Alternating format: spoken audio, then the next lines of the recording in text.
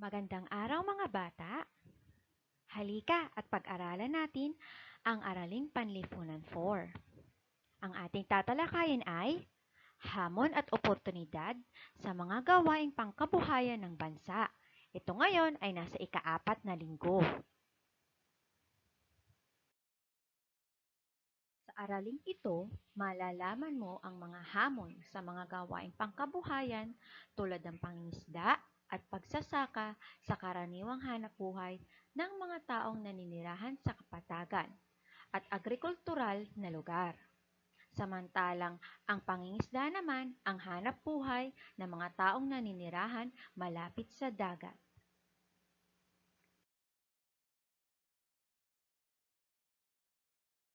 May iba't ibang gawaing pangkabuhayan sa iba't ibang lokasyon ng bansa at mga pang-aangkop na ginagawa ng tao sa kapaligiran upang matugunan ang kanyang pangangailangan.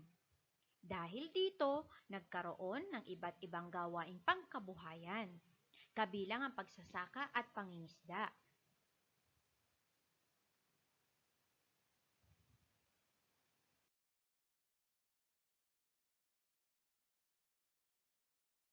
Kaakibat ng pag-unlad ng bansa at ang mga gawaing pangkabuhayan na ito ay may dala itong hamon na kailangang mapagtagumpayan at oportunidad na dapat gamitin sa wasto upang mas maging maganda ang resulta nito sa atin at sa ating mga buhay.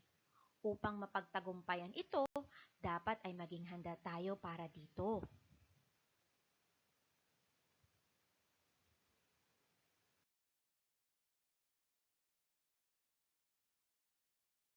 Ang mga gawain tulad ng pagsasaka at pagtatanim ay karaniwang pangkabuhayan ng mga taong naninirahan sa kapatagan at agrikultural na lugar.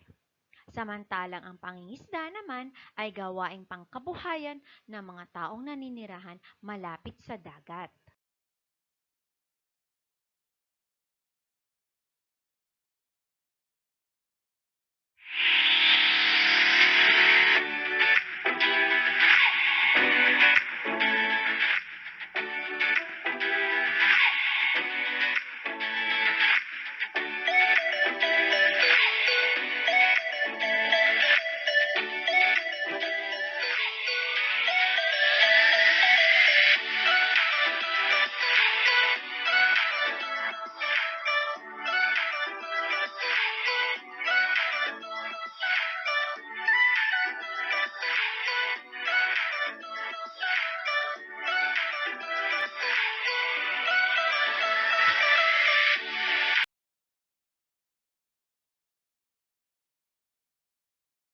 Andito ang ilan sa mga hamon na kaakibat sa agrikultura at pagsasaka na hanap buhay. Kahirapan dulot na mababang kita ng mga magsasaka, limitadong pondo na pinagkaloob ng pamahalaan bilang tulong sa maliit na magsasaka, suliranin sa irigasyon, kawalan ng kontrol sa presyo, at higit sa lahat ay ang suliranin sa kalamidad, pagkasira ng kalikasan at pagbabago ng panahon.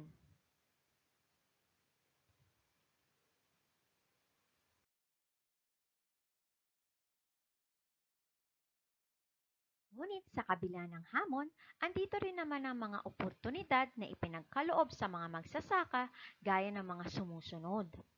Impormasyon sa mga bagong pag-aaral at saliksik upang gumanda ang ani at dumami ang produksyon, paggamit ng mga makabagong teknolohiya upang mapabilis ang produksyon, paghihikayat sa mga overseas Filipino workers na mamuhunan sa pagsasaka at linangin ang mga lupain sa kani-kanilang mga probinsya, at pagbibigay ng mga pagkakataon para sa mga magsasaka na makapag-aral ng tamang paraan ng pagsasaka.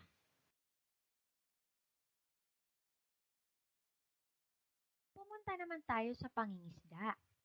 Bilang isang kapuluan, ang Pilipinas ay napalilibutan ng tubig kung kaya't napakayaman nito sa mga pagkaing dagat at halamang dagat. Itinuturing ang Pilipinas bilang isa sa pinakamalaking tagapagtustos ng isda sa buong mundo.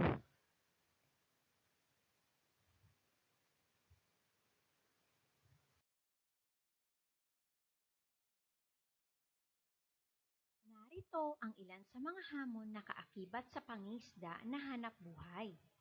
Climate change o ang pagbabago ng klima ng mundo at likas na mga pangyayari tulad ng mga kalamidad. Mga infrastrukturang nakababagal sa transportasyon ng mga produktong dagat kung kaya't hindi mapaabot sa pamilihan ang mga sariwang isda. Pagkasira ng mga tahanan ng mga isda sa ilalim ng dagat dulot sa mga hindi magandang gawain ng tao at ang hindi pag-aalaga sa mga karagatan. Bukod sa hamon, narito naman ang ilan sa mga maituturing na mga oportunidad sa pangingisda. Pagpapatatag ng Philippine Fish Marketing Authority sa industriya ng pagbibili ng isda sa pamamagitan ng pagpapatayo ng karagatang daungan o pantalan sa mga estratehikong lugar upang mapalago ang kita at produksyon. Pagpapatayo ng planta ng yelo at imbakan ng mga isda. Paglalaan ng mga sasakyan sa pangingisda. Pagbili ng mga modernong kagamitan sa pangingisda tulad ng underwater sonars at radars. Paggawa ng bagong kurikulum para sa mga kursong sa marine at fishing. Paglulunsad ng mga programang makakatulong sa pagpapaunlad ng industriya ng pangisda tulad ng Blue Revolution at Biyayang Dagat. At pagkakaroon ng mga kooperatibang naglalayong masuportahan ang maliliit na mangingisda.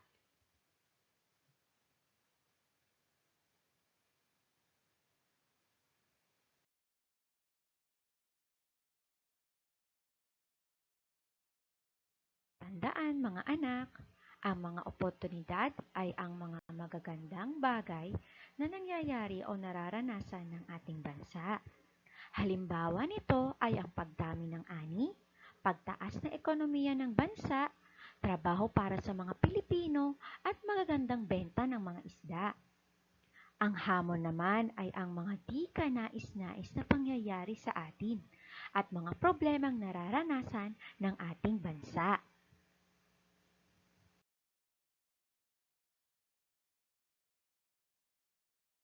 Isa pa sa dapat tandaan mga anak, kilala ang Pilipinas bilang isang agrikultural na bansa.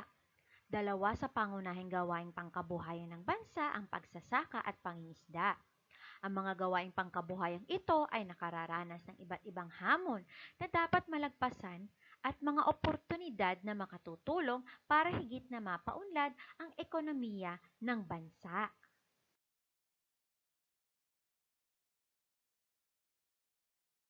Ngayon mga anak, natutunan mo ang iba't ibang hamon at oportunidad ng gawaing pangkabuhayan ng bansa.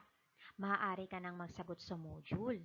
Para sa gawain sa pagkatuto bilang 4 na nasa pahina 20 to 21, isusulat mo lamang ang iyong sagot sa papel base sa iyong pangunawa.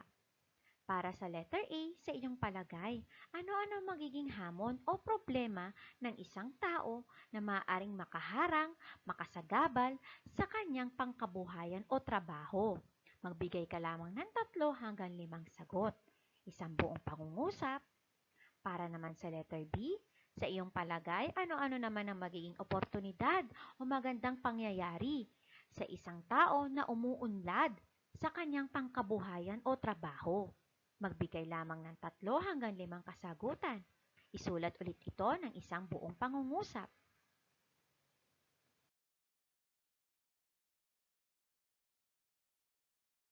At ang huli ay ang gawain sa pagkatuto bilang 6 na nasa pahina 22. Susulat ka lamang anak ng simpleng liham na nagpapakita ng iyong opinyon o payo ukol sa kahalagahan o importansya ng pagtanggap ng mga hamon at pagyakap sa mga oportunidad ng mga gawaing pangkabuhayan ng ating bansa. Sundin ang modelo sa ibaba.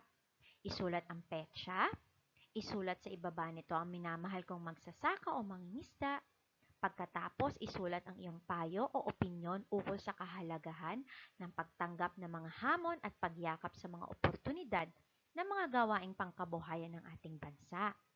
Pagkatapos mo itong maisulat, isulat mo ang lubos na gumagalang, ang iyong pangalan at huwag kalimutan ang iyong pirma.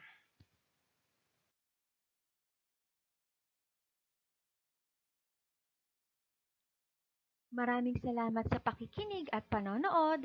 Hanggang sa muli!